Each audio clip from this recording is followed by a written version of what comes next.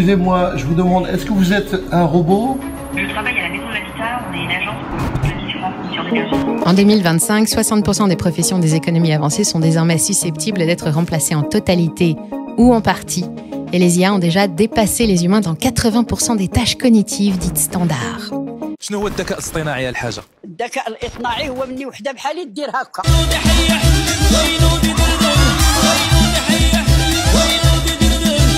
Est-ce que je peux te faire un bisou sur la joue? Oui, tu peux. Vas-y, dépêche-toi. C'était agréable de te voir. Au revoir. Elle parle comment, là? Elle vous parle? Oh, c'est marrant, hein?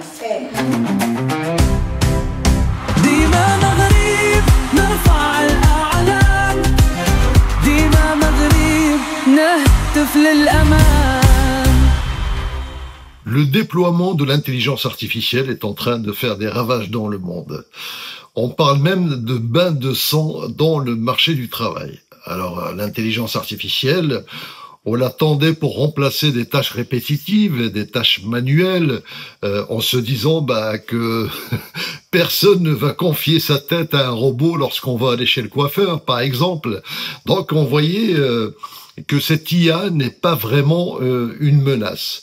Mais voilà que l'intelligence artificielle s'attaque à des métiers plutôt intellectuels, à commencer par le secteur de la communication, les artistes, les chanteurs, les avocats, les comptables, les bureaux d'études et même les médecins, les chirurgiens, voire les ingénieurs. Bref, personne n'est à l'abri de cette révolution qui est en marche.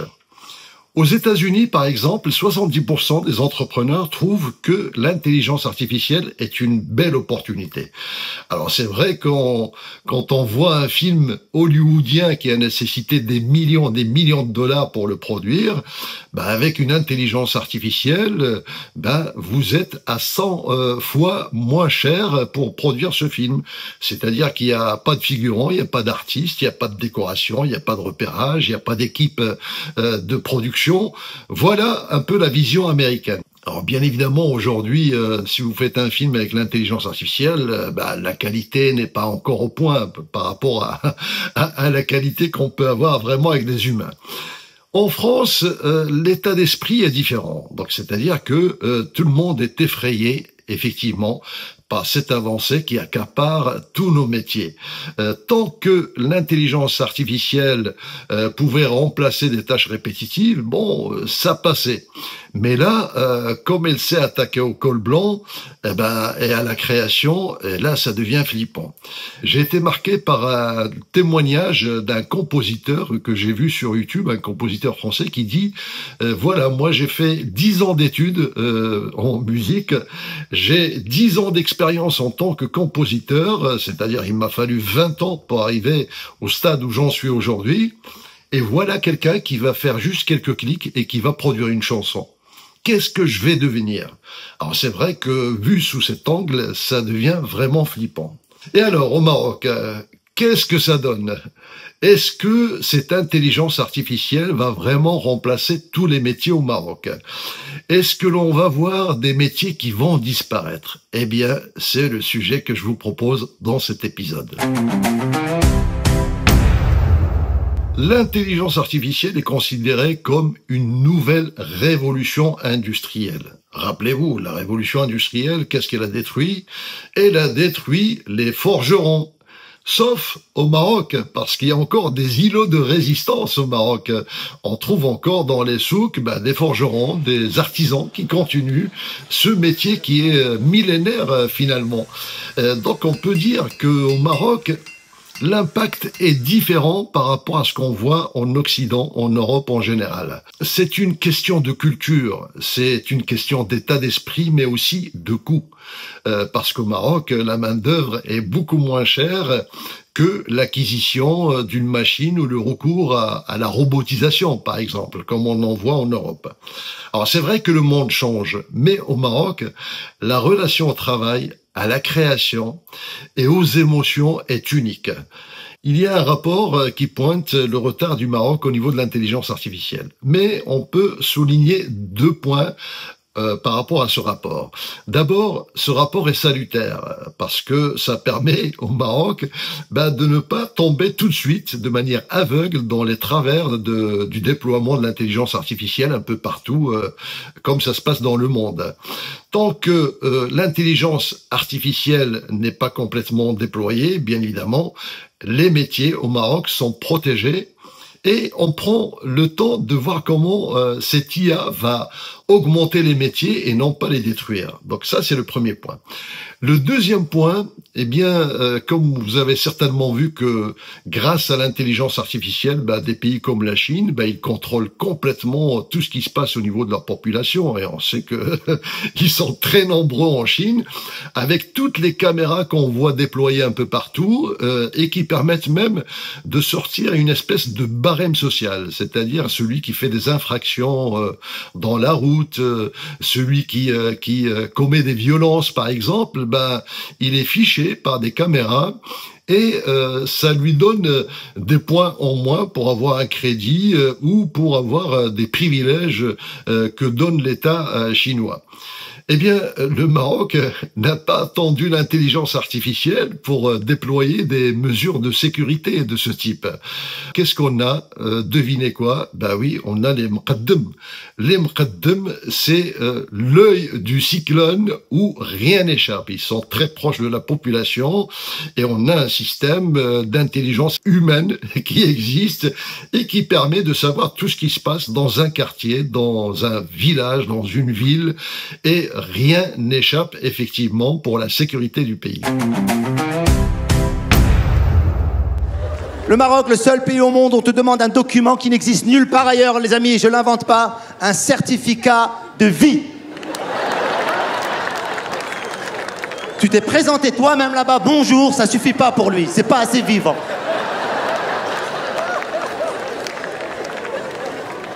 Il nous faut un certificat de vie. Mais enfin, mais déconnez pas, putain, moi je demande un papier, je viens de France, j'ai envie de m'établir au Maroc, je suis bien vivant, mais merde, je suis qui ça?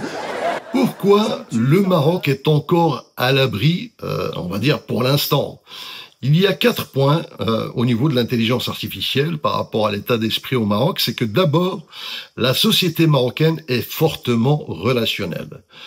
Il y a le présentiel, le contact humain, les discussions autour d'un thé. Ce sont tous des piliers dans le commerce, les soins, l'éducation, les affaires. Donc moi, dernièrement, il n'y a pas longtemps, j'ai eu une transaction immobilière au Maroc et j'ai reçu en France un document des impôts qui me réclament des sous.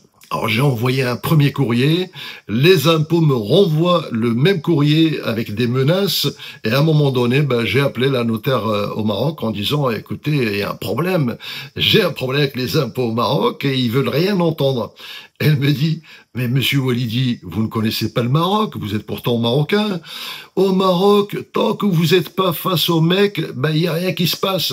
Arrêtez vos courriers, vos emails, ça marche pas. Alors, vous imaginez, à l'ère de l'intelligence artificielle, tant que vous n'êtes pas là, comme le dit Gad Elmaleh, il faut même montrer un certificat de vie, faut montrer que vous êtes là, la photocopie de vous-même, quoi. Et donc, ça, c'est un point très important. Donc, ce côté relationnel est vraiment unique au Maroc. Alors, le deuxième point, c'est l'artisanat marocain, qui est une transmission vivante. L'intelligence artificielle ne sait pas encore sentir, toucher, transmettre un geste qui est ancestral. Vous imaginez, t'as de l'acte, la broderie de Fès, la musique andalouse ou l'humour marrakchi. L'IA n'est pas encore tout à fait au point parce que ce sont des patrimoines vivants qui sont difficiles à automatiser. Troisième point, ce sont les freins culturels et spirituels. Parce que l'intelligence artificielle est perçue au Maroc comme étrange, bizarre, donc voire inquiétante. Reproduire la voix des défunts, des gens qui nous ont quittés et qui ne sont plus de ce monde, ou générer des visages qui n'existent pas, créer des humains artificiels, ça heurte les sensibilités religieuses, donc c'est haram. Il y a des résistances à ce niveau-là, et c'est plutôt une bonne chose. Donc ce qui fait que les Marocains les plus audacieux, ils s'en amusent plutôt. Donc cette intelligence artificielle, c'est plus un amusement qu'autre chose. Quatrième point, et qui est le point peut-être le plus important qui fait que le Maroc, pour l'instant, n'est pas complètement impacté, c'est que cette IA, l'intelligence artificielle, elle est d'abord entraînée par des contenus à la fois américains, chinois ou européens. Et la richesse des coutumes marocaines, des dialectes amazigh, darija, de la musique locale, les gnawa, les chikhat, Hamid Zahir, Dqa, Marrakchia, en fait, tous ces rituels ne sont pas dans les bases de données des intelligences artificielles. Et c'est très très compliqué de générer des contenus marocains, donc souvent c'est farfelu.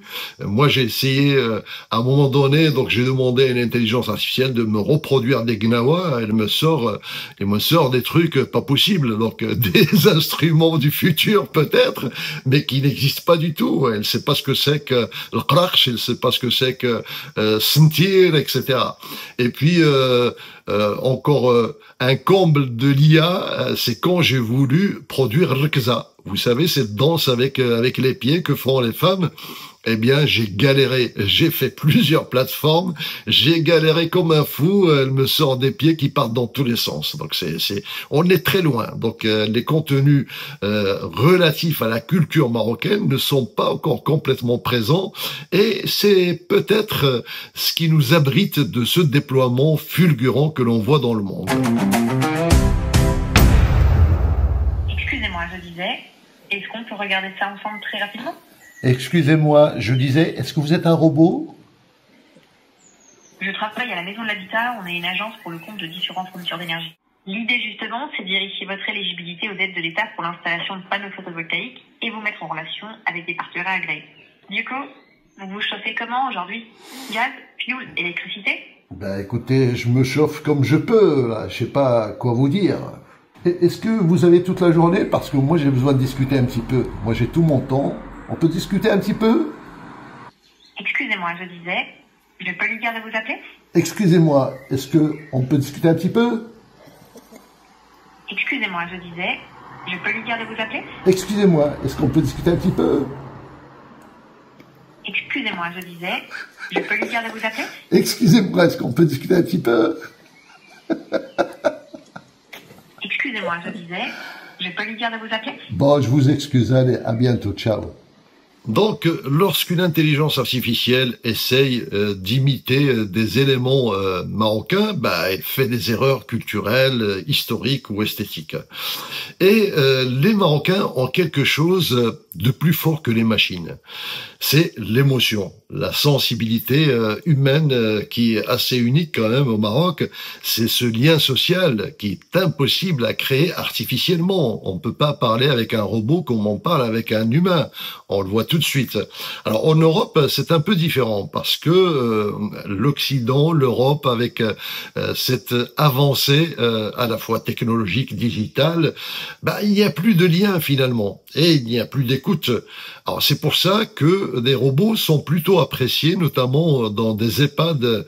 Il y a eu des expériences où, comme les assistants dans les EHPAD, vous savez, pour les personnes âgées, ils n'ont pas beaucoup d'écoute, ils sont fatigués, donc on a ramené des robots et les résultats étaient surprenants, c'est-à-dire que les personnes âgées adoraient parler avec les robots, parce qu'un robot, il a plus de temps et il a la patience pour les écouter. Et donc là, effectivement, c'était une expérience plutôt positive. Je ne suis pas certain qu'au Maroc ça marche cette affaire-là, donc parce que nous, le temps, on l'a.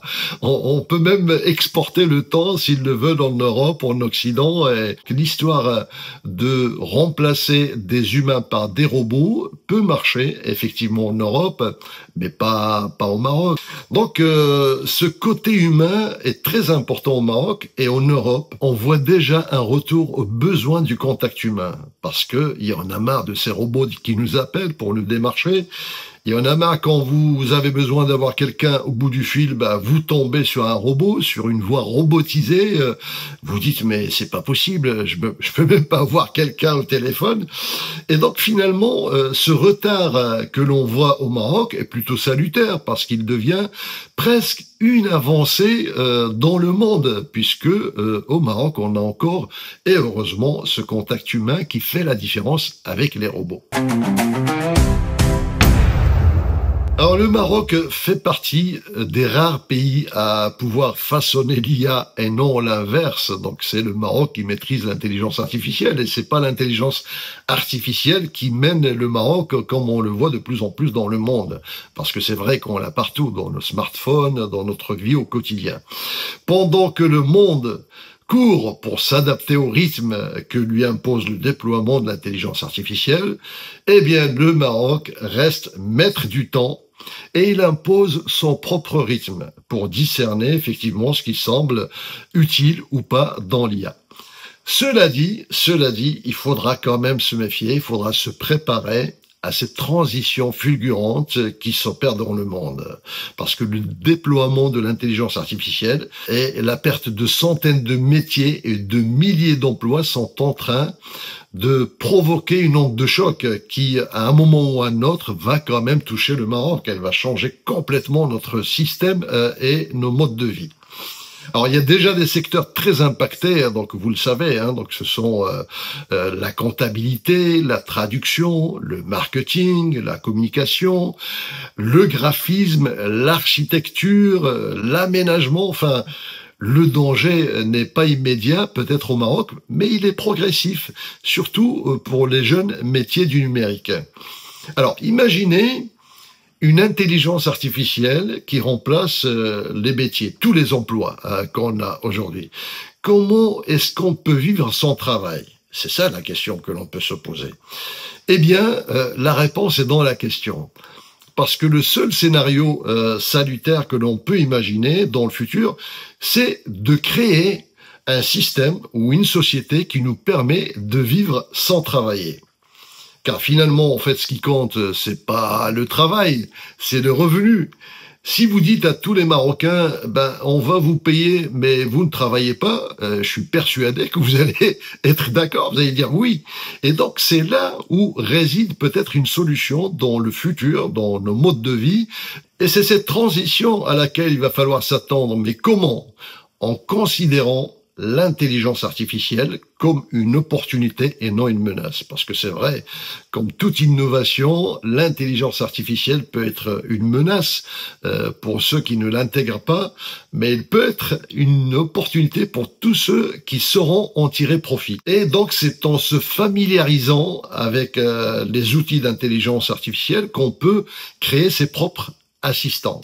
Alors imaginez, pour qu'on soit beaucoup plus concret, vous levez le matin, vous dites à un robot, un ordinateur, votre smartphone, bref, une intelligence artificielle, vous lui dites qu'est-ce qu'elle doit faire parce que vous la considérez comme un assistant. Vous allez passer votre journée à la plage, à faire de la musique, à vous balader, à prendre du beau temps. Et en fin de journée, vous rentrez pour contrôler le recette et voir si votre assistant intelligence artificielle a fait le job. Ce serait génial, non? Eh bien, c'est peut-être ça notre métier de demain.